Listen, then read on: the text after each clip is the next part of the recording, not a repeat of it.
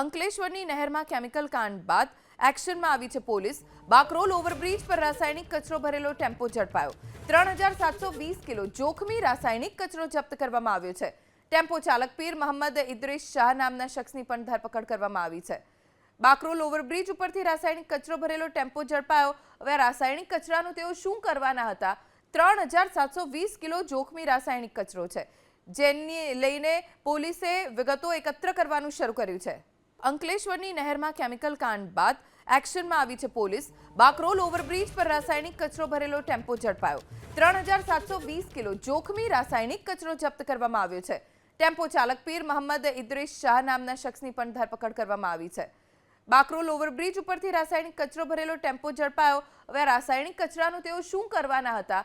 3720 kilo જોખમી રાસાયણિક કચરો છે, જેને લઈને પોલીસે વિગતો એકત્ર કરવાનું શરૂ કર્યું છે।